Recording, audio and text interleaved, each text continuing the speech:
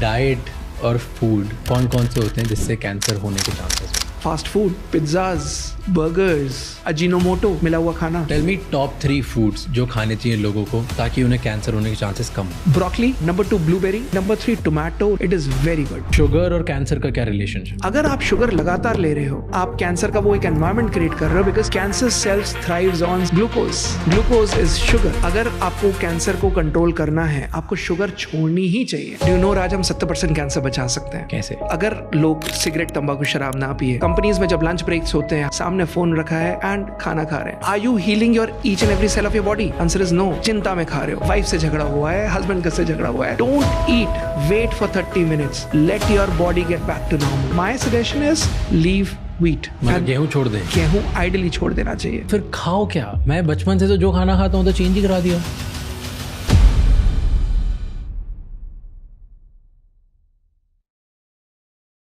ऐसी बहुत सी चीज़ें हैं जो हम डेली लाइफ में खाते हैं जिससे कैंसर बढ़ रहा है। वो कौन सी ऐसी चीज़ें आज के एपिसोड में हमने डिस्कस करी है। आज का एपिसोड अपनी पूरी फैमिली के साथ देखना और सारे लव्ड वंस को भी दिखाना, क्योंकि ये टॉपिक बहुत ज़रूरी है। आज के हेल्थ एपिसोड में हमारे गेस्ट डॉक्टर तरंग से, who is a cancer healer, coach and MD at the cancer healer centre. इस एपिसोड में मैंने कुछ इंपॉर्टेंट चीज़ें सीखी है जो हमारी हेल्थ को डायरेक्टली इम्पैक्ट करती है।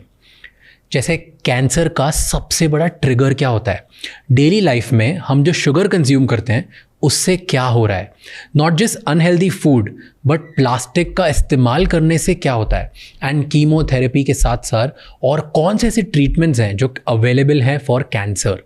Watch this episode till the and और ट्विटर, इंस्टाग्राम या यूट्यूब के कमेंट्स में मुझसे प्लीज़ शेयर करना और मुझे बताना कि इस एपिसोड से आपने क्या क्या सीखा। Enjoy the show.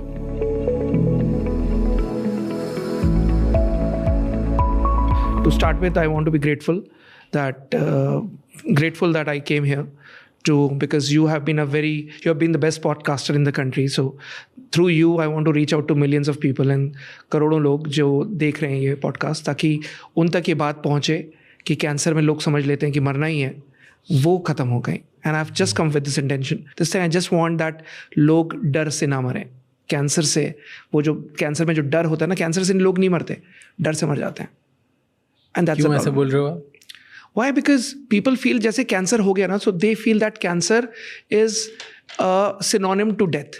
कैंसर का पर्यायवाची मौत है। और कैंसर डायग्नोज हुआ तो घर में रोना पीटना शुरू हो जाता है। They don't get scared when they were diagnosed with COVID. They did not get scared. उनका रोना पीटना तब नहीं हुआ जब कोई और बीमारी होती है, किसी और उसमें नहीं होता। कैंसर एक आम बीमारी की तरह है, बट कैंसर के साथ वो जो फियर का इमोशन जोड़ देते हैं ना, दैट इज वर्स। और उससे फिर वो समझने लगते हैं कि अब मरना ही है, and that's where the problem begins. क्योंकि कैंसर और कोविड और बाकी बीमारियों में बहुत डिफरेंस है ना। कैंसर मतलब मोस्ट ऑफ द टाइम आपने आज तक यही सुना है कि दिस इज एंड। ऐसा नहीं, ये सबसे खतरनाक बीमारी है। कैंसर मतलब डेथ नहीं होता।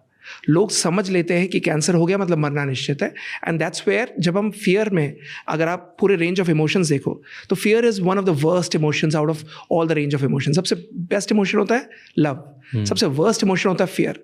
फियर में आप क्या सही डिसीजन ले पाते हो? नहीं। तो फिर आप जब डर में डिसीजन लेते हो तो आपको जो जो बताया जाता है आप वो एज इट इज करने शुरू हो जाते हो, विदाउट इवन थिंकिंग कि क्या आउटकम होगा। Even if you are getting a chemo done और आप सर्जरी कराने जा रहे हो, आपके अंदर वही है, मैं बच तो जाऊंगा ना, मैं बचूंगा तो सही ना, मेरे आगे मेरे बच्चों का क्या होगा, मेरे बच्चों की शादी में देख पाऊंगा या नहीं, मेरे पोतों की मैं उनको स्कूल छोड़ना चाहता हूँ, मैं वो कर पाऊंगा या नहीं। So when you are making decisions with fear, और मैनिफेस्टेशन तो आप नेगेटिव ही कर रहे हो ना, तो you get what you think. If you can hold it into your mind, you can hold it into your hand. It is simple. आपने दिमाग में केवल एक डर बिठा लिया कि शायद मैं बचूंगा या नहीं, तो फिर आप नहीं बचोगे। Why? Because सोच अगर सकारात्मक होती है तो रिजल्ट सकारात्मक होते हैं, सोच अगर नेगेटिव होती है तो रिजल्ट नेगेटिव होते हैं। और जब कैंसर के डायग्नोसिस की शुरुआत अगर आप नेगेटिव से करते हो तो रिजल्ट आपका नेगेटिव ही आना है। बट मेरे को ये बताओ कि कैंसर होता क्यों है? Yes, very interesting. So cancer होने का सबसे major reason, I'll coin it in 4 words.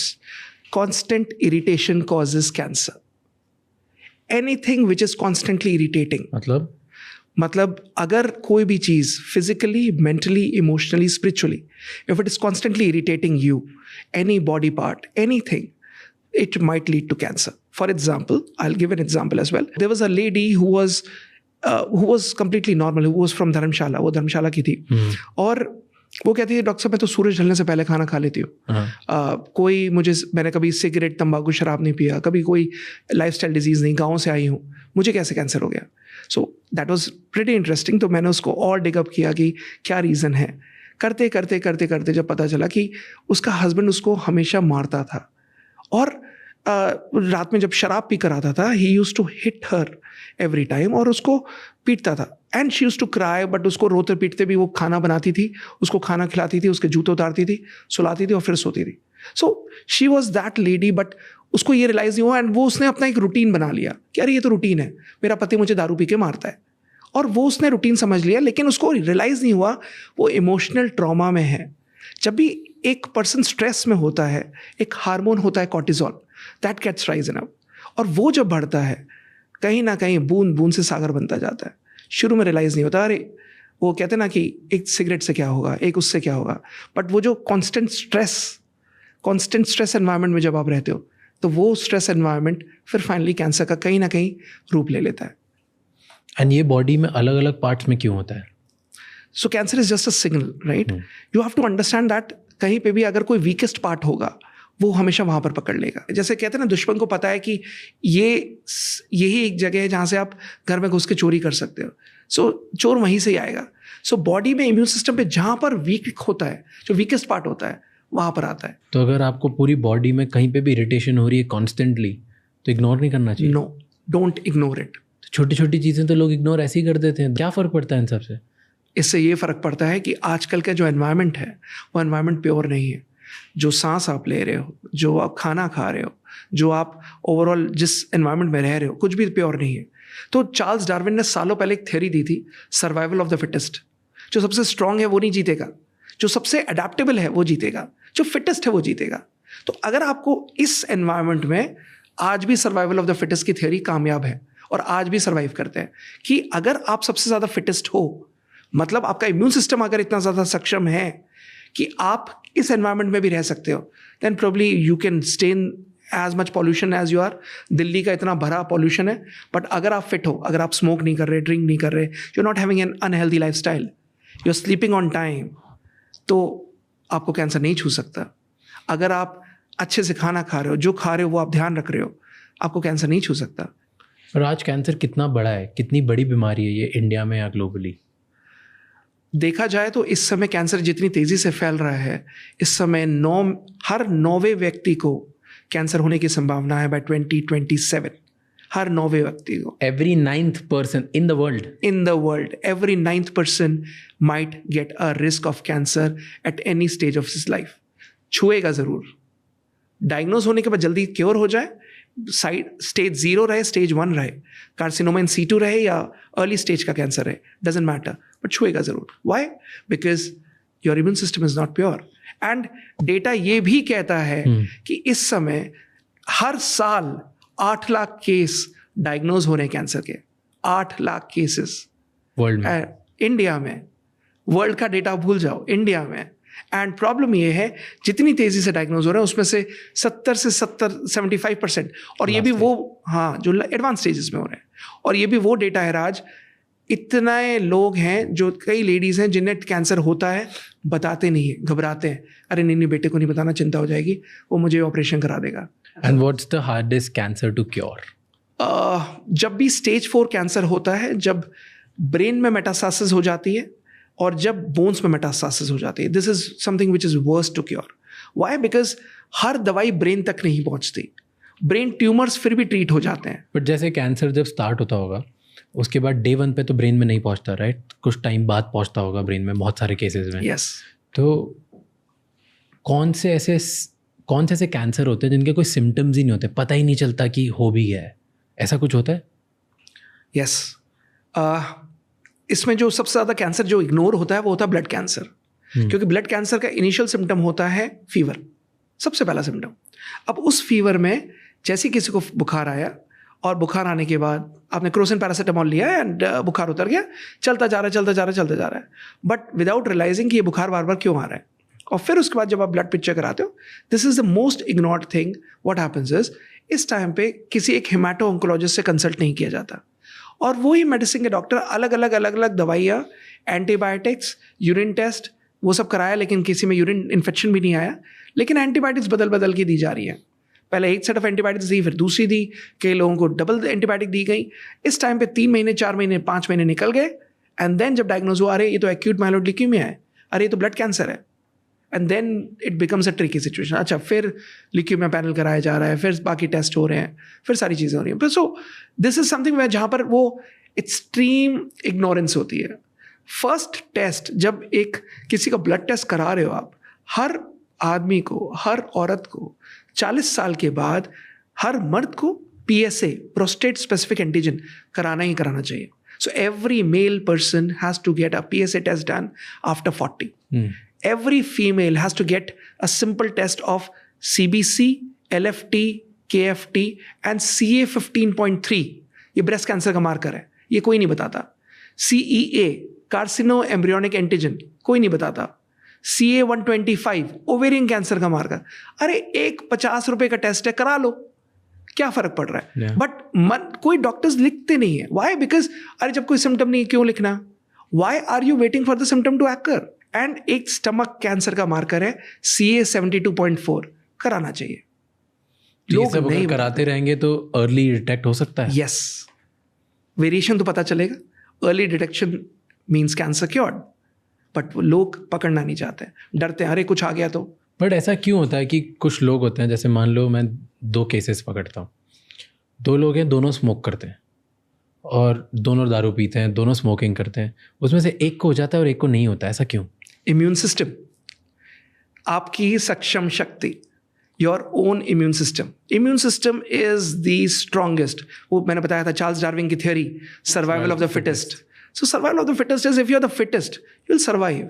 और आपको हर एक सेल आपका इतना हेल्दी है, इतना प्योर है, इतना स्ट्रांग है कि इतनी दारू पीने के बाद, इतनी सिगरेट पीने के बाद भी दूसरे को हुआ, पहले को नहीं हुआ। तो इम्यून सिस्टम तो वहाँ काम करता ही है। पर और फिर 2 केसेस होते हैं जहाँ पर एक जो दारू भी पीता है, स्मोक भी करता है, बेकार लाइफस्टाइल है, वर्सेस एक जिसकी डिसिप्लिन लाइफ है, फिट लाइफ है, ना ड्रिंक करते हैं ना स्मोक करते हैं, और उसके बाद भी उन्हें कैंसर हो जाता है। इनका इम्यून सिस्टम तो टेक्निकली अच्छा होना चाहिए ना comparatively to this person. Yes, immune system अच्छा है, लेकिन लाइफस्टाइल कैसा है वो नहीं पता। अगर देखा जाए, जैसे मैंने बताया कि एक लेडी में जब मैं गया तो उसने कहा कि मैं सूरज ढलने से पहले खाना खाती हूँ, हेल्दी खाना खाती हूँ, कभी कुछ नहीं हुआ। बट वो कॉन्स्टेंट स्ट्रेस एनवायरनमेंट में थी जहाँ उस लेडी को उसका पति मारता था। वैसे ही अगर ये आदमी जो बिल्कुल डिसिप्लिन लाइफ जी रहा है, अच्छा कर रहा है, लेकिन खाना क्या खा रहा है, व्हाट इज हिज डाइट, वो कितना पॉजिटिव है, कितना पॉजिटिव माइंडेड है। एक होते हैं जो बात ही नेगेटिव करते हैं, जब आपको उनके पास बैठने में मजा भी नहीं आएगा, because the only thing that they will talk is negativity. सोच नेगेटिव, रिजल्ट्स नेगेटिव। नेगेटिव सोचोगे नेगेटिव होगा, पॉजिटिव सोचोगे पॉजिटिव होगा। डू यू नो राज, हम 70% कैंसर बचा सकते हैं। कैसे? वो ऐसे कि अगर लोग सिगरेट, तंबाकू, शराब ना पिए तो कैंसर नहीं होता। अगर लोग खाना हरी करी वरी में ना खाएं तो कैंसर बच सकता है। बट लोग, if you know that companies में जब लंच ब्रेक्स होते हैं, how do they do it? सामने फ़ोन रखा है एंड खाना खा रहे हैं, they are watching a YouTube video, कोई ना कोई वीडियोस चल रहे हैं and then they are watching it. And अगर वो एजुकेशनल वीडियो है राज शमानी का, then it's good, but otherwise it is not. और वो मैं तो ऐसे ही खाता हूँ, मुझे डरा रहे हो आप। नहीं, you should not be. Why? Because आपका खाने में ध्यान ही नहीं है। you are just eating for the sake of eating, but are you healing your each and every cell of your body? Answer is no. हरी करी वरी, क्या खा रहे हो? करी मतलब जैसे अगर सब्जियां हैं और उसमें खूब सारा तेल है, खूब सारा ऑयल कौन सा आप यूज कर रहे हो, every oil gets absorbed in the cell of the body. Oil is the only medium जो हर एक सेल में एब्जॉर्ब हो जाता है। एंड ऑयल अगर आप केयरफुली चूज नहीं करते, इट इज डेंजरस। वरी, चिंता में खा रहे हो। अगर किसी एम्प्लॉय ने गुस्सा किया है, वाइफ से झगड़ा हुआ है, हस्बैंड से झगड़ा हुआ है, don't eat, wait for 30 minutes, let your hormones come down, let your body get back to normal, let your healing happens where your cells are not vibrating in a bad frequency, let that frequency get back into normal zone, और जब वो sales normal zone पे आ जाएंगे ना, तब आप खाओ। होता क्या है जब लोग बहुत वरी करते हैं, स्ट्रेस करते हैं? बिकॉज आपने बोला स्ट्रेस जो ज़्यादा लेते हैं उनको कैंसर होने के चांसेस ज़्यादा होते हैं, राइट? यस। क्या होता है अगर मैं स्ट्रेस ज़्यादा लूँगा तो मेरी बॉडी में क्या होगा, मेरे ब्रेन में क्या होगा, फंक्शनली क्या होगा, जिसकी वजह से मैं अट्रैक्ट कर रहा हूँ कैंसर? ऐसा क्या है? जब आप वरी करते हो तो आपके बॉडी में एक हार्मोन होता है जिसका नाम है कॉर्टिजोल। वो कॉर्टिजोल लेवल्स के स्ट्रेस ऊपर चले जाते हैं, एंड जितने वो कॉर्टिजोल लेवल्स ऊपर जाते हैं तो हमारा ब्रेन कहीं ना कहीं जो न्यूरोट्रॉपिक फैक्टर है BDNF, वो नेगेटिव की तरफ जाता है। It starts pulling into that negative direction कि बॉडी को फाइट और फ्लाइट, इसमें बॉडी का स्ट्रेस बढ़ रहा है, कॉर्टिजोल लेवल बढ़ रहा है, अरे एकदम से सारी बॉडी एक्टिव मोड में आ जाती है और हर एक सेल फाइट मोड पे आ जाता है। और जब भी फाइट मोड पे आता है तो उसमें एक अनड्यूस्ड, जो एक इनविजिबल दुश्मन है, पता नहीं है बॉडी को कौन सा दुश्मन है, लेकिन उसका कॉर्टिजोल लेवल ऊपर गया तो बॉडी स्ट्रेस में हर एक सेल को पता चला रही है शरीर के अंदर एक दुश्मन आ गया, इस पर अटैक करना है। And that's where every cell is constantly getting into that fight और फ्लाइट मोड। और फाइट और फ्लाइट मोड में बॉडी के जो अलग अलग पैरामीटर्स हैं, the negative hormone starts feeding in, positive hormones back seat ले लेते हैं, अरे नहीं हमें प्रोटेक्ट होना है। उससे कैंसर कैसे आता है? बिकॉज नेगेटिव एंजाइम्स शुरू हो रहे हैं ना, वो जो एंजाइम्स जो पॉजिटिव आने चाहिए थे वो पॉजिटिव ना आकर, कैंसर एक ही बार में नहीं होता कि कॉर्टिजोल लेवल बढ़ गया तो कैंसर हो गया। जब कॉर्टिजोल लेवल कॉन्स्टेंटली हाई रहता है तब कैंसर की शुरुआत होती है। बूंद बूंद से सागर बनता है। ऐसा नहीं है कि आपने स्ट्रेस लिया और एकदम से कैंसर आ गया।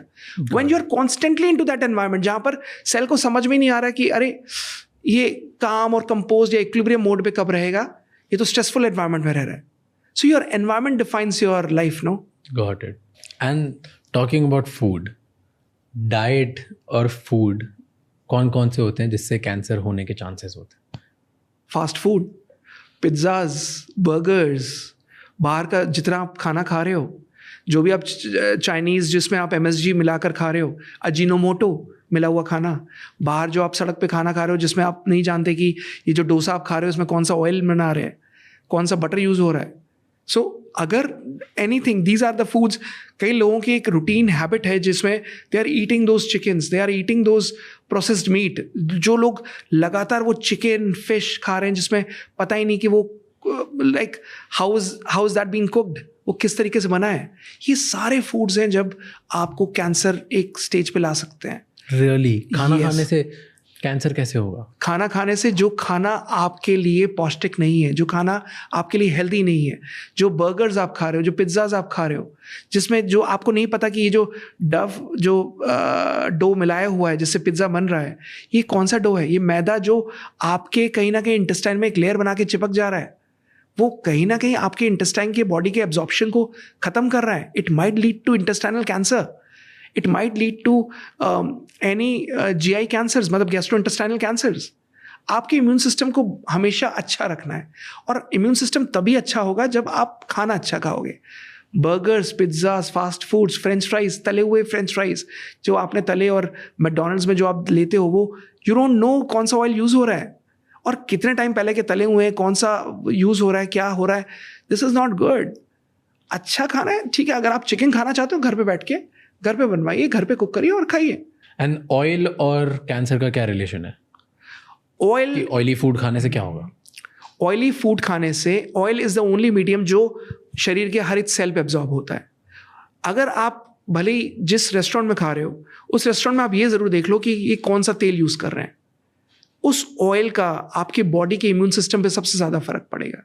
वाई? बिकॉज जो ऑयल है वो आपके सेल में एब्जॉर्ब हो रहा है एंड वो रिटेन हो जाता है। So every cell is getting into that constant environment जहां पर आप अपने इम्यून सिस्टम को, आप अपनी रोग प्रतिरोधक क्षमता को कम करते जा रहे हो। So oil has a direct relation to your health. अगर कहा जाए, oil health is directly proportional to your own general health. अगर ऑयल अच्छा है, आपकी जनरल हेल्थ डाउन नहीं होगी। अगर ऑयल खराब है, you are into that constant environment जहां पर आपकी हेल्थ डाउन होती जाएगी। तो अच्छा ऑयल क्या होता है? कौन सा होता है?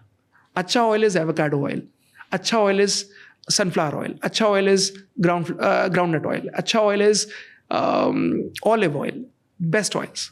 अगर कोल्ड एनवायरमेंट ऑयल में तो पका नहीं सकते ना, खाना बना नहीं सकते। पोमास में पका सकते हैं, एक्स्ट्रा वर्जिन में नहीं पका सकते। सो आइडियली अगर देखा जाए, जैसे अगर आप सैलड लेते हैं तो कोल्ड सैलड या हॉट सैलड कोई भी अगर आप ले रहे हैं तो हमेशा एक्स्ट्रा वर्जिन ऑलिव ऑयल उसमें डालें।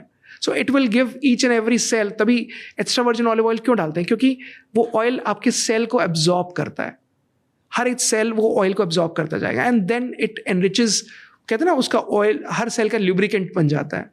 And this is what is bringing you towards immunity. खराब ऑयल मतलब पाम ऑयल, हर चीज़ में तो पाम ऑयल है। तो जो जो चीज़ों में पाम ऑयल है वो कहीं ना कहीं आपको डैमेज ही कर रहा है। It is breaking down your immune system. So label पढ़ना बहुत ज़रूरी है। एंड घी से कुछ होता है? Very very good, very important. मेरे यहाँ घर में मैं हर खाने में हमारे घी यूज़ होता है, ओनली एंड ओनली घी। सो अगर ऑयल्स में देखा जाए बेस्ट इज घी, बेस्ट। 1 चम्मच घी आप डालें। वो ज़माने गए, वो ऑयल इंडस्ट्री ने ये शुरू किया था कि घी खराब है, घी से मोटापा बढ़ता है, घी से आपका लिपिड प्रोफाइल बढ़ता है, घी से ट्राइग्लिसराइड्स बढ़ते हैं। ट्राइग्लिसराइड्स अगर बढ़ते हैं तो वो उन खानों से बढ़ते हैं जिसमें वो ऑयल आप बार बार यूज़ कर रहे हैं। आज आपने उस ऑयल में पकौड़े तले, कल आपने उसमें भटूरे उतार लिए और फिर वो 3 बार और यूज़ करके, जो घर में लेडीज़ करती हैं, एंड देन उसके बाद उसको डिस्पोज ऑफ किया 3 बार यूज़ करने के बाद। नहीं, ऑयल केवल और केवल एक ही बार यूज़ किया जाता है। आप जितनी बार यूज़ करोगे आपके बॉडी के ट्राइग्लिसराइड्स बढ़ते जाएंगे। Ghee is the only medium जो हाई बॉइलिंग पॉइंट पे भी टूटता नहीं है, और ghee is the most comfortable and the most safe food to have. अगर आप खाने में 1 चम्मच घी डाल के खा रहे हैं, कभी कुछ नहीं होगा। एंड शुगर और कैंसर का क्या रिलेशनशिप? डायरेक्ट रिलेशन है, डायरेक्ट रिलेशन है। अगर आपको कैंसर को कंट्रोल करना है, आपको शुगर छोड़नी ही चाहिए। अगर आप शुगर लगातार ले रहे हो, समवेयर डाउन द लाइन आप कैंसर का वो एक एनवायरनमेंट क्रिएट कर रहे हो, because cancer cells thrives on C6H12O6 glucose. Glucose is sugar. So you have to cut down on sugar. आपने अगर कैंसर से बचना है, कैंसर से अपने आप को सेफ रखना है, कैंसर से अगर आपको जल्दी हीलिंग करनी है, ऑन्कोलॉजिस्ट कहते हैं कि अरे कुछ नहीं, कोई फ़र्क नहीं पड़ता, आप शुगर खाओ, चीनी खाओ, इन सब उसमें मिथ में मत पढ़ो कि चीनी से नहीं होता। 100% होता है। आपको चीनी छोड़ देनी चाहिए। I am talking out of 22 years of my cancer practice. Leave sugar in cancer. क्या होता है शुगर से? अगर मैं शुगर खाता हूँ तो कैसे मैं कैंसर को इन्विटेशन दे रहा हूँ? बेसिकली अगर आप देखोगे कि हर सेल जो कैंसर का होता है वो सर्वाइव करता है इन ग्लूकोज एनवायरनमेंट, और जो ग्लूकोज एनवायरनमेंट होता है वो वहाँ पर it becomes that flourishing medium कि अरे यहाँ पर तो हमारा मनचाहा खाना मिल रहा है, and then it starts getting into that mode जहाँ पर कैंसर इज, वो कैंसर का फेवरेबल एनवायरनमेंट है बट इम्यून सिस्टम का नेगेटिव एनवायरनमेंट है। सो देखा जाए, if I have a data जिसमें मैक्सिमम कैंसर पेशेंट्स जो डायग्नोज हुए हैं, 60% of those patients were diabetic, और उनको जब डायग्नोज हुआ तब ऑलमोस्ट स्टेज 3 था। फर्स्ट और सेकंड स्टेज में डायबिटिक्स को डायग्नोज ही नहीं हुआ। Why? Because it was a silent killer. Diabetes में कैंसर अपना सिम्टम ही नहीं छोड़ता। Why? Because it is in to that comfort zone of, वो उसका फेवरेबल एनवायरमेंट है। एंड 60 से 70% केसेस, एनी ऑन्कोलॉजिस्ट, आप किसी कैंसर स्पेशलिस्ट के पास चले जाओ, उनका डेटा उठा लो, कोई कैंसर हॉस्पिटल में चले जाओ, उनका डेटा उठा लो, मैक्सिमम पेशेंट्स जो दिखेंगे आपको डायबिटिक्स दिखेंगे। क्यों? क्योंकि कैंसर डायबिटिक्स के उसमें सर्वाइव, थ्राइव, मल्टीप्लाई करता है। एंड अगर आपने शुगर को कंट्रोल रख लिया, अगर आपने HbA1c कंट्रोल कर लिया, अगर आपने 3 महीने की शुगर कंट्रोल कर ली, somewhere down the line these cancer would die out, cancer cells would die out. It is not a hypothetical data, it is not something, इसमें केसेस पब्लिश हो चुके हैं, जर्नल्स में पब्लिश हो चुका है that cancer survives on sugar. और आपको शुगर छोड़नी चाहिए। Sugar is anyways not good. अगर लेना है गुड़ ले लो, अगर लेना है तो खांड ले लो, अगर लेना है तो there are so many things. But लोग समझते हैं अगर हमें चीनी मना है तो हमें ब्राउन शुगर ले सकते हैं। नहीं ऐसा नहीं है। अगर आपको चाय पीने का शौक है, मीठी चाय पीने का शौक है, गुड़ डाल लो, खांड डाल लो, बट शुगर नहीं। शुगर फ्री नो, क्यों? Absolutely not. साइंटिफिक है डेटा कि it is not, it is a synthetic form of sweetness. So synthetic sugars are absolutely not good. मतलब जो स्टीविया है, एस्पार्टेम है, दोज शुगर फ्री टैबलेट्स है, sugar free नहीं लेना। कोई अच्छा खाना होता है? आर देयर गुड फूड्स जिसको खाने से अगर मैं रेगुलरली खाऊं हाँ. तो मुझे कैंसर होने के चांसेस कम होंगे. यस, खाना जो फ्रूट्स से भरा हो, लाइक बेरीज से भरा हो, स्ट्रॉबेरीज, ब्लूबेरीज, चेरीज, ये सारी रेसबेरीज, बेरी बोल जिसे कहते हैं, अगर ये बेरी बोल है, फल जिसमें सेब, केला, चीकू, पपीता, सारे तरीके के रंग बिरंगे फल है, you know, a rainbow of fruits.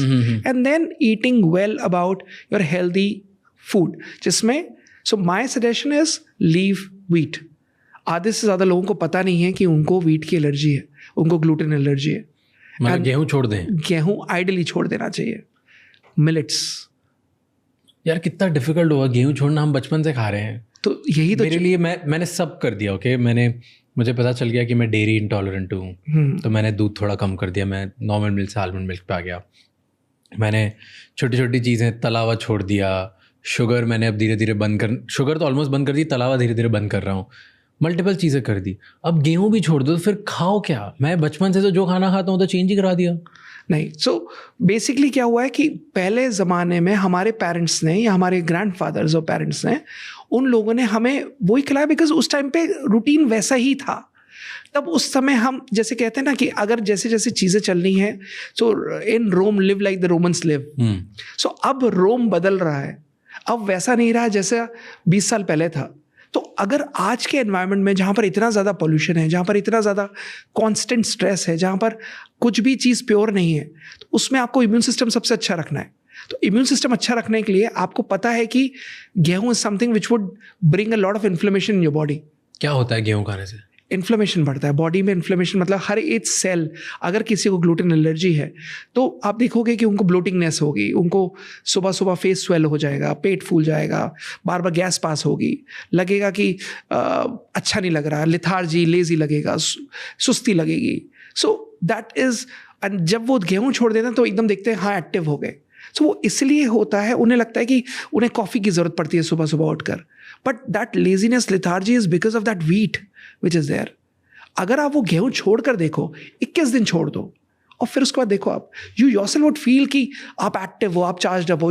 Like even if you don't eat till 2 o'clock, आपको भूख नहीं लगेगी. यू वुड फील कि you would be still full of energy. आपको लगेगा ही नहीं कि आप लिथार्जी हो रहे हो, लेजी हो रहे हो, सुन्न हो रहे हो, काम करने का मन नहीं कर रहा, सुस्ती आ रही है. वैसा कुछ नहीं होगा. That is the best part. So eat ragi, millets, amaranth की रोटी बहुत अच्छी बनती है, रागी की रोटी बहुत अच्छी बनती है, ज्वार बाजरा. बट ज्वार गर्मियों में, बाजरा सर्दियों में. सो जनरली लोग कहते हैं कि ज्वार बाजरा कभी भी खा लो, ऐसा नहीं होता. ज्वार हमेशा गर्मियों में खाया जाता है, बाजरा सर्दियों में खाया जाता है. टेल मी टॉप 3 फूड्स जो खाने चाहिए लोगों को ताकि उन्हें कैंसर होने के चांसेस कम हो. Interesting. Broccoli, very very good, cruciferous vegetables है. Number 2 blueberry, very good, very important. And number 3 tomato, lycopene है उसमें बहुत ज़्यादा, it is very good. अगर ये 3 चीज़ें आप खा रहे हो, आई एम श्योर कि आप अपने आप को एक अच्छा एनवायरनमेंट में रख रहे हो, एक अच्छी बॉडी के हर एक सेल का ध्यान रख रहे हो. So blueberries is good, you should eat it जितना हो सके. Broccoli very good. अगर सौते करके खाना है, don't fry it, but sauté करके हल्का सा ऑलिव ऑयल किया, फ्रेश किया, and just have it, little bit of salt, little bit of pepper, have it. And tomatoes, lycopene, but a little grilled. जैसे अगर आपने ऑमलेट्स के साथ एक टोमेटो आता है, वो क्यों आता है? उसका एक लॉजिक है. Why? Because उसका एब्जॉर्प्शन, जब आप उसको हल्का सा ग्रिल करते हो तब उसका जो लाइकोपीन होता है वो एब्जॉर्ब होता है. कच्चा नहीं खाना चाहिए. आइडियली कच्चा नहीं खाना चाहिए. हल्का सा जो बर्न करके जो देते हैं ना, हल्का सा, जो I don't know that chef language, but there is a reason why they do it. The reason why they do char it is only because that lycopene gets absorbed. So everything has its logic. But blueberry और broccoli usually लोग बोलते हैं कि बहुत महंगी है, हर जगह easily available नहीं होती, at least tier 2, tier 3, tier 4 cities में बहुत डिफिकल्ट होती है. तो अल्टरनेटिव्स क्या है? टमाटर तो हर जगह मिल जाएगा. गोभी, बट फूल गोभी जिसमें पेस्टिसाइड ना डाला हो. फूल गोभी इज़ वेरी गुड. और फूल गोभी अगर कोई ग्लूटेन फ्री भी है, that's the best thing to have, right. अगर कोई वीगन भी है तो भी गोभी ले सकता है. तो गोभी सबसे सस्ता, बढ़िया, अच्छी सब्जी, आप ले सकते हो. Have it, but properly washed and cooked, because the biggest infection source अगर है तो वो फूल गोभी है. तो अगर वो अच्छे से धुली हुई है तो फूल गोभी आप ले सकते हो. It is very good. और ब्लूबेरी का अल्टरनेटिव? That's interesting. Blueberry का alternative, an apple a day keeps a doctor away. Apple जिसमें वैक्स ना लगाया हुआ हो, apple जिसमें proper organic हो. अच्छा सेब ना गंदा दिखेगा, अच्छा सेब सुंदर नहीं दिखेगा, अच्छा सेब चमकता हुआ नहीं दिखेगा, अच्छा सेब ब्राइट शाइनी नहीं होगा. So that is that actual good सेब. आप शिमला जाओगे, कश्मीर जाओगे ना, तो वहाँ सेब ना नॉर्मल अजीब सी शेप, अजीब सा कलर होता है. They are not that bright red that you see जो वॉशिंगटन एप्पल आते हैं, वैसा मत लेना. उसमें क्या लेयर लगी हुई है, कितना है, वो you don't know that. Take those desi apples, desi organic apples. They are rich. They are rich in iron. They are rich in nutrients. They are rich in those micronutrients. So have that. Usually तो लोग attract ज़्यादा उस पर होते हैं ना, एकदम बढ़िया. हाँ, वो नहीं होना चाहिए, वो नहीं होना चाहिए. जो फल, एक फल है जिसमें आप कभी भी पेस्टिसाइड नहीं देख सकते, वो है केला.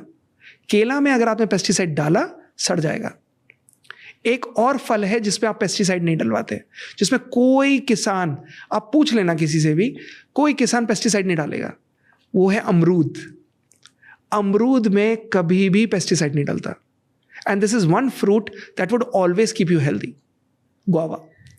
बट लोग गुआवा को हल्के में लेते हैं. उन्हें लगता है कि अरे यार सुंदर सा नहीं दिख रहा, कुछ नहीं हो रहा. बट गुआवा अकेला ऐसा फ्रूट है, आप पूरे इंडिया में सर्वे कर लेना, उस पर कभी भी कोई पेस्टिसाइड नहीं डलेगा. बट जो वो थाई गुआवाज आते हैं इतने बड़े वाले, उनमें भी नहीं होता. इम्पोर्टेड. हाँ, जो इम्पोर्टेड आते हैं. मैं मेड इन इंडिया कंसेप्ट में बिलीव करता हूँ. तो मुझे मोदी जी का मेड इन इंडिया समझ में आता है. So I believe in Indian fruits, I believe in Indian food.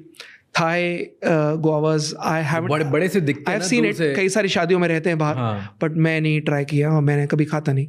मुझे वो वैसी वाली लीचीज भी नहीं अच्छी लगती. मुझे देसी अगर है, महाबलेश्वर की स्ट्रॉबेरी होनी चाहिए, और अमरूद नॉर्थ इंडिया के या फिर पुराने यूपी के जैसे होते हैं ना, वहाँ के अमरूद होने चाहिए. एंड ब्लूबेरीज, तो Indian blueberries are very good. Mahabaleshwar की blueberries are very good. Do you think आजकल लोग वेप करते हैं लोग, उससे भी कैंसर का कोई रिलेशन है? 100%. वेप. Why? Because वेप में जो आप केमिकल दे रहे हो, वो chemical you know that is not safe. It's a carcinogenic chemical. And वो वेप अभी रियलाइज नहीं हो रहा. Why? Because people feel कि अगर सिगरेट का ऑल्टरनेटिव है, वेप है. हम तो सिगरेट नहीं पी रहे, वो टार होता है उसमें, हम टार से तो बच गए. बट आप एक चोर से बचे और दूसरे, जैसे कहते हैं ना, आसमान से गिरे खजूर में अटके. सो आप आसमान से गिरे हो, खजूर में अटके हो. And this is dangerous for you again.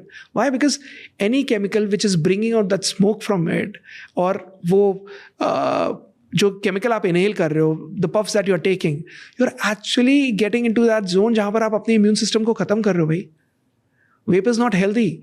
आज रियलाइज नहीं हो रहा, अगले 5 साल बाद, नोट इट डाउन, अगले 5 साल बाद यही स्टडी आएगी, वेप से कैंसर होता है.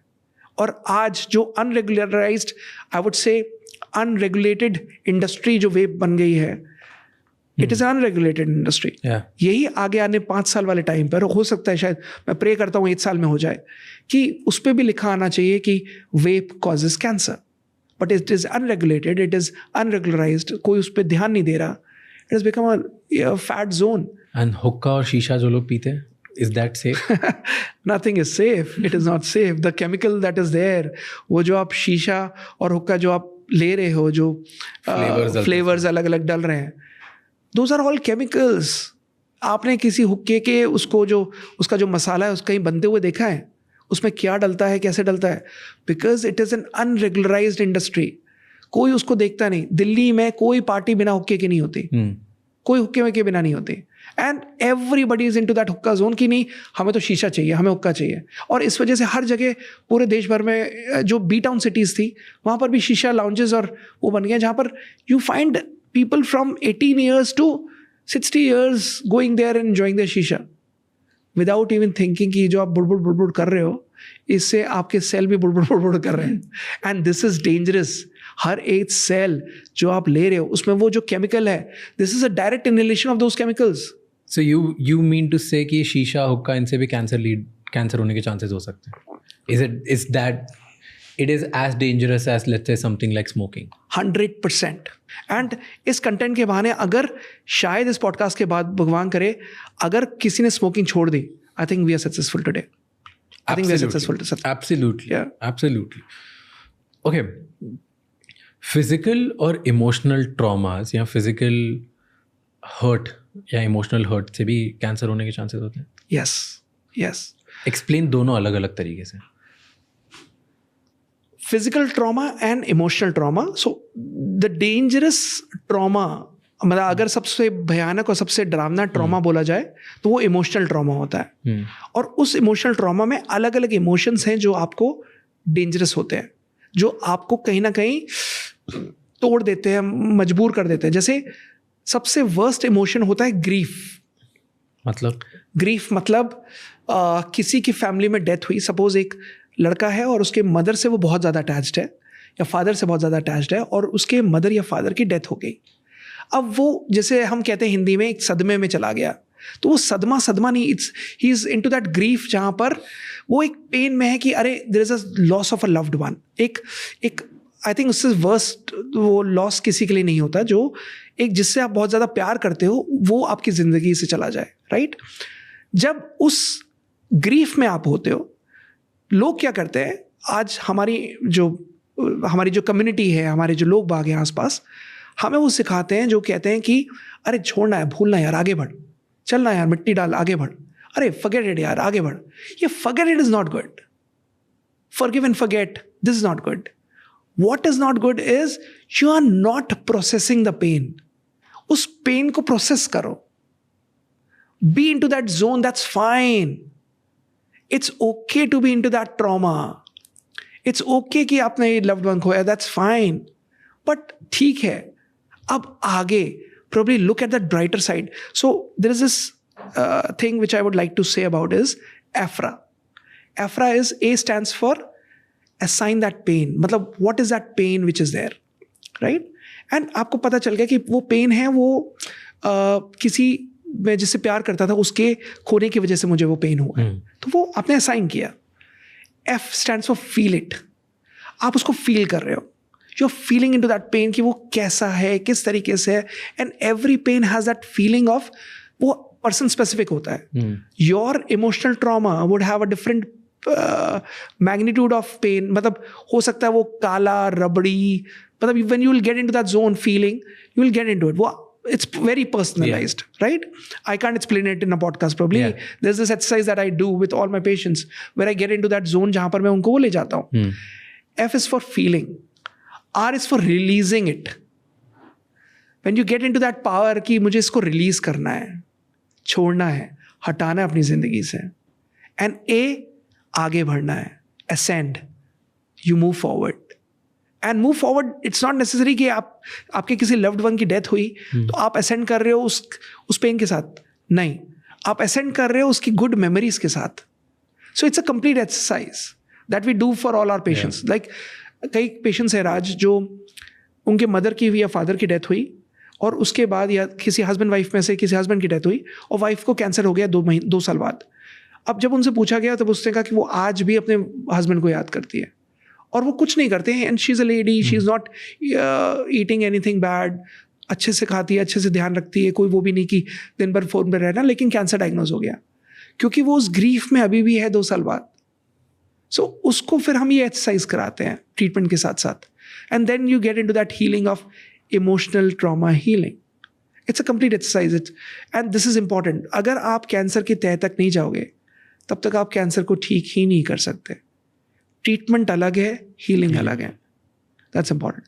Physical trauma different. Physical trauma again, आपको चोट लगी, एक्सीडेंट हुआ, यस, इंस्टेंसेस देखे गए जहाँ पर किसी का एक्सीडेंट हुआ, हड्डी में चोट लगी और बाद में वहाँ पर फ्रैक्चर हुआ था किसी के थाइज में, बाद में 2 साल बाद उसको ऑस्टियोजेनिक सार्कोमा, बोन कैंसर हो गया। एक बच्चा ट्रेन में सफ़र कर रहा था, ऊपर वाले बर्थ पे था, नीचे गिरा, छोटा सा था, मतलब 6 महीने साल भर का, सॉरी टू से, और उसको गिरने के बाद गुम चोट लगी, पेरेंट्स से सहलाया, सब स्कैन वगैरह कराया, नॉर्मल था, लेकिन 1 साल बाद ब्लड कैंसर हुआ। History of injury, history of fall, लोग ये सब देखते नहीं है। The youngest patient who has come to Cancer Healer Center is for 10 days. And सबसे जो पेशेंट जो सबसे बुजुर्ग ये उसमें आए हैं वो 92 ईयर्स के हैं। 10 दिन वाला, मुझे बहुत गर्व होता है, कहते हो, it gives me immense pride. 10 दिन वाला बच्चा भी क्योर हुआ, 92 ईयर्स वाला भी, and I have testimonials for both. It gives me that pride. But just see that stent. अब वो 10 दिन के बच्चे ने कुछ किया नहीं था, तो फिर उसको कैसे कैंसर हो गया? मदर ने वूम में, जब आप प्रेगनेंसी में, again those emotions that was going on in her mind while carrying that baby. जो अब प्रेगनेंसी में जो लेडी अपने इमोशंस रखती है ना, वो कहीं ना कहीं अपने बच्चों में ट्रांसफॉर्म होते हैं. तो जब आप कोई इमोशन प्रोसेस ही नहीं करते हो, आपको हर्ट होते जा रहे हो और अंदर ही अंदर दबाते जाते हो, आप वो बाहर नहीं निकालते हो, तो वो अंदर कोई एक ऐसा सेल को आपको डिस्टर्ब करता है कि उससे कैंसर बनने के चांसेस हो जाते हैं. यस. एंड वही अगर आप प्रेग्नेंट हो तो उस टाइम प्रेगनेंसी में भी निकलते हैं, लाइक बच्चे को भी हो सकते हैं. यस. और तभी जो बच्चे जब डायग्नोज होते हैं, कहते हैं कि अरे 10 दिन के बच्चे को कैसे कैंसर डायग्नोज हुआ है, अरे 1 महीने के बच्चे को कैसे कैंसर डायग्नोज हुआ. इसीलिए हुआ है क्योंकि प्रेगनेंसी में ध्यान नहीं रखा गया. इन सब के बारे में बात क्यों नहीं करते लोग? Emotions is so under talked. Emotions के बारे में, इमोशनल हर्ट के बारे में, इसके बारे में ज़्यादा बात नहीं करती, ज़्यादा अवेयरनेस नहीं है, लोगों को पता ही नहीं है. इन सब चीज़ों को भी इम्पोर्टेंस देना चाहिए. सबसे ज़्यादा अगर कोई अनकम्प्रोमाइज टॉपिक है ना, वो है mental health. Okay, external environment और सारे एनवायरनमेंट्स की हम बात कर रहे थे. We spoke about food, we spoke about lifestyle, we spoke about emotions, right. One important चीज़, जब भी लोग कैंसर की बात करते हैं तब बात करते हैं कि कैंसर हेरिडिटरी से होता है. यस. तो कितना कैंसर हेरिडिटरी से आता है और कितना किसी को भी हो सकता है? कैंसर हेरिडिटरी होता है. I have 100%? Yes, cancer hereditary होता है. अगर कैंसर वंशानुगत है, because cancer travel in genes. And what happens is, जब आप कैंसर में, अगर किसी को फैमिली में हिस्ट्री में कैंसर है, तो उसके आगे आने वाली जनरेशन या उसके पीछे वाली जनरेशन में रिस्क बढ़ जाता है कैंसर होने का. तभी मैं हमेशा कहता हूँ, अगर किसी के मदर फादर को कैंसर डायग्नोज हुआ है, आई ऑलवेज टेल देम कि मैं हमेशा बोलता हूँ अपने बच्चों को अगली बार लेकर आना ओपीडी में. वो कहते हैं क्यों? बोलते मुझे उनसे बात करनी है. And then I always ask them अलग से, स्मोक तो नहीं करते, ड्रिंक तो नहीं करते, क्या करते हो, and all that. Why? Because मेरा बीइंग अ डॉक्टर फर्ज है कि अगर मैं इस कैंसर पेशेंट को ठीक कर रहा हूँ तो आगे भी कैंसर भविष्य में ना हो. और मेरा जो मिशन है कि कैंसर एक ज़ोडिएक साइन रहे, बीमारी ना रहे, तो उसमें मुझे आगे आने वाली जनरेशन में भी तो ये अवेयरनेस पहुंचानी है. तो इसलिए we always do it. But again our scope is limited. जितने हम 18 सेंटर्स में कर सकते हैं. बट अगर ये हर हॉस्पिटल अप्लाई करना शुरू कर दे और एजुकेट करना शुरू कर दे कि कैंसर हेरिडिटरी है, please have a safe environment जहाँ पर आप कैंसर से बच सकते हो. और भविष्य में आपके कैंसर होने का खतरा बहुत ज़्यादा है. अगर 2 लोग हैं, एक के मदर या फादर को कैंसर रहा है और एक के नहीं रहा, तो जिसके मदर फादर को कैंसर रहा है उसको आगे आने वाली जनरेशन में कैंसर होने का खतरा बहुत ज़्यादा होता है as compare to the other person. So cancer is always hereditary. The thing is you have to prevent getting it at any point of life. But जिसकी हेरिडिटरी नहीं उसको भी तो हो सकता है कैंसर. यस, हो सकता है. बट अगेन आगे आने वाले जीन्स में, because somewhere down the line वो उसके जीन में डोरमेंट रहा और उसको वो फेवरेबल एनवायरनमेंट मिल गया जहाँ पर अगेन, हाँ, जहाँ पर थ्राइव कर गया वो. So that's important. क्या हम बॉडी को इतना स्ट्रांग बना सकते हैं कि कैंसर हो ही नहीं कभी? हाँ, 100%. कैसे? आपका इम्यून सिस्टम. सो 3 चीज़ें मैं हमेशा बोलता हूँ. अपनी मेंटल हेल्थ के लिए आपने एस्ट्रोनॉट देखा होगा. एस्ट्रोनॉट अगर आपने देखा हो तो वो एक ग्लास का चेम्बर पहनते हैं जिसमें वो ऑक्सीजन चैम्बर होता है. And they are protected from, उन्हें बाहर के कुछ उससे फ़र्क नहीं पड़ता. So get in to your bubble of tight focus, जहाँ पर आपको फ़र्क ही नहीं पड़ रहा. लोग नेगेटिव बोल रहे हैं, कुछ भी बोल रहे हैं. लाइक इफ़ यू से कि आपके कुछ फ्रेंड्स हैं जो स्मोक, ड्रिंक, वेप सब करते हैं, still you have been so clean, right? So that's where, because you are in to that tight zone of bubble. Likewise, physically, if you are into that best of immunity, जहाँ पर even if you are a little overweight, underweight, idle weight, that's fine. But you are into that best of immunity. You are eating well. आप अच्छा खा रहे हो, आप अच्छा P रहे हो, आप अच्छा टाइमली सो रहे हो, आप सुबह टाइमली उठ रहे हो, आप रात में देर से नहीं सो रहे, आप पार्टीज में ये सब जो स्मोकर्स हैं उनसे दूर रह रहे हो, आपको कैंसर नहीं छू सकता. अगर आपका इम्यून सिस्टम सक्षम है, आपको कैंसर नहीं छू सकता. मैं कैसे अपना इम्यून सिस्टम बेटर कर सकता हूँ या स्ट्रॉन्ग कर सकता हूँ? Give me hacks. Okay, like proper मुझे 3 हैक्स दो जिससे मैं अपना इम्यून सिस्टम इतना स्ट्रॉन्ग कर लूँ कि कैंसर होने के चांसेस मुझे ऑलमोस्ट नेग्लिजिबल हो जाए. ठीक है. सो सिंपल वर्ड्स में बता देता हूँ. ये 6 लेटर्स है. अगर आपने ये 6 लेटर्स फॉलो कर लिया, आपको कैंसर नहीं हो सकता. MEDSRX, maids RX. ओके, ठीक है. RX इज जो प्रिस्क्रिप्शन होता है, RX and meds. So I will debrief it now. So ये एक एक्रोनिम है, अगर आपने ये अपनी लाइफ में छाप लिया, कैंसर नहीं छू सकता आपको. M is meditation. Mental health में अपने आप को सबसे ज़्यादा ध्यान रखना है. So every day, whatever guided, not guided, musical, whatever meditation that you want to do, M से आप मेडिटेशन करते रहो daily. E is exercise. Yoga, if yoga suits you. Exercise, gym suits you. Pranayam, anulom vilom, walks, brisk walking, 10,000 steps, जो suit करता है. Every person is different. पसीना भाव. पसीना भाव. Sweat it out. M-E, E is exercise. D is diet. अच्छा खाना, हरी करी वरी में नहीं, अच्छा खाना, क्लीन खाना. If preferred is vegetarian. If you are a non-vegetarian, chicken and fish, white meat, no red meats. D is diet. Lots of fruits, blueberries, broccolis, tomatoes. D is diet.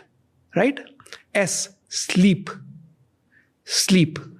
जितना हो सके अच्छे से सोइए, timely सोइए. Even if you're sleeping for 6 hours, ideally is 8 hours. अगर आप 6 घंटे सो रहे हो, रात 10 बजे सो जाओ, सुबह 4 बजे, 5 बजे, 6 बजे, जितने बजे उठना है, that's up to you. However you want to take it. अगर जिंदगी में बड़ा करना है, जल्दी उठिए. नहीं करना, कोई बात नहीं, लेट उठिए, but you have to take care of your sleep. 10 बजे सो जाओ. Meds, MEDS. R, relationships. There is no point of doing anything जब रिलेशनशिप स्ट्रांग नहीं है. दोस्त दिन में, ये अगर आप हो, ये आपके दोस्त होने चाहिए जो आपको कवर कर लें. ये 4 दोस्त आपके ऐसे अटूट होने चाहिए कि वो आपकी हर समय खड़े रहें. 4 बजे भी, रात को 2 बजे भी, सुबह 4 बजे भी अगर आप बोलो यार वॉक पे चलना है, वो आपके अकाउंटेबिलिटी पार्टनर रहें. आपकी वाइफ रिलेशनशिप्स में आती है, आपके हस्बैंड्स रिलेशनशिप्स में आते हैं, आपके बच्चे. You have to give time for those relationships. And X is that X factor. X factor is different for different people. Like there are people who enjoy sex. Enjoy that sex. That's X factor. There are people who enjoy reading, hobbies. X is that X factor of your hobbies. जो आप enjoy करते हो करने में. Do that. So meds are X. अगर ये आप meds are X कर रहे हो ना, आपको कभी कैंसर नहीं छू सकता. कभी नहीं.